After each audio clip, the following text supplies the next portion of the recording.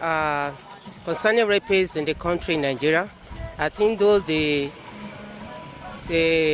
offenders should be caught, and whatever punishment they deserve, they should be given. It's a very, very bad thing to experience. And I believe people who engage in such acts are to be punished very, very well. At least let the law take its course on them. At least they should not be pitied or they should not be pardoned. Rape stigmatizes a lady's emotion, mind, and the ability to think effectively. So, what's the concerning the rapists? I want the government to take a very severe action toward them, and they deserve a capital punishment. Welcome back. If you're just joining us for the first time, this is the Voice of Eve. We've been on the subject of the vexing subject of a rape in our society. Why the persistent problem? We've had so many reasons from our special guests, but we still have more discussants to drive the point home. Just listen and hear why we still have this terrible problem in our midst. I have here Tosa Ogu, a young graduate, an environmentalist with a master's degree. You're very welcome. Thank you, ma'am. I have a legal luminary, an international personage, Barrister Laito Fawemi, all the way from England, and will give us a global perspective on this matter, and as well a local one because he's a Nigerian British. You're very welcome, sir. Thank you very much, ma'am. Thank you, Dr. It's a pleasure having you here, and this is still a very vexing problem. Toso, let me start with you. As a young lady, very vulnerable as I see you, what is your take about the state of rape in our society today? Yes.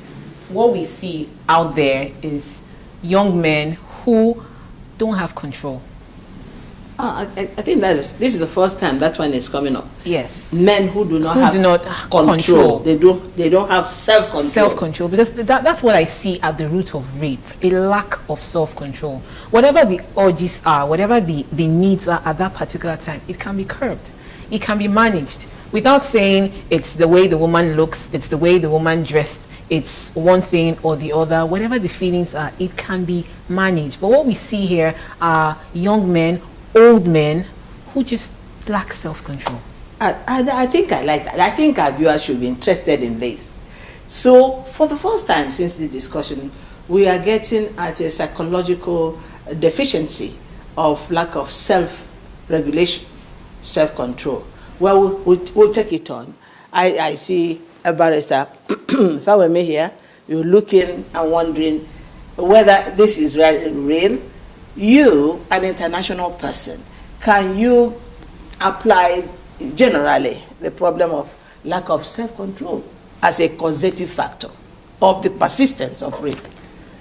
You can't say it's that people are just animalistic, because in most societies, in Western society as well, they do commit rape, and theirs is even worse, because they rather kill the victim than let her be alive, because of the fear of the consequence of going to court, because they do prosecute rapes more in England, yes, particularly they than prosecute here, more, because people are bolder to come. The victims are bolder than here. In our society, the stigma is so strong that the woman would not want to say he was raped. It's like, oh God, she is to blame, that kind of thing.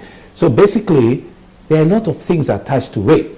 And equally, we must also point out that some of our women too has things they need to watch their ways. So the question of rape and prosecution has a lot of things attached to it. The circumstances is your word, is our word against yours. So the court is going to look at all the circumstances. Yes. And when court would decide on such thing, they would also equally test what Lord Denny calls the reasonable man test.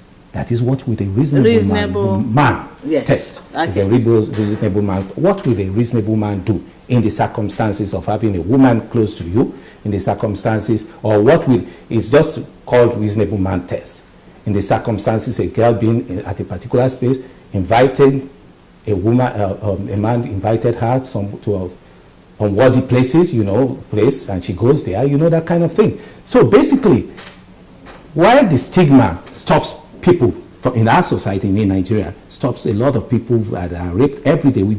I do certainly know that a lot of people are raped almost every day. Every day. And they don't talk. People don't talk. They hide it. I think they should talk. Whether the police now prosecute them or not, we should hear more. And the journalists do have a role to play, a very important role to play. Even if the police will not do their job, they should let us know that this person was raped, this person was done. The more you say that, the more people will get attentive to it, and we'll probably get good solutions. Something very interesting, very instructive that you said now, I just picked it. Inferiority complex. Yes. Because why would a man rape a woman if he could talk to her and negotiate? And negotiate. Yes. So it's a very pertinent point. Well, yes. In addition to lack of self-control. Yes. So tell us more. Why do you talk about this lack of self-control? For me, I would push lack of self-control because I believe that if I were hungry, seriously famished, I wouldn't steal to eat. You wouldn't steal to eat? I wouldn't. Okay. At that point in time, I may not be able to afford food. Yes. But I would be able to control my hunger. Yes. To a point where somehow I believe the universe will bring food my way. Yeah. At every point before, as our special guest has described for us, or given us the definition that according to Nigerian law, rape has to do with penetration. Yes. At that point, when you get to, and you have to force a woman to sleep with you, I mean, it is obviously that you could not, hone your emotions together.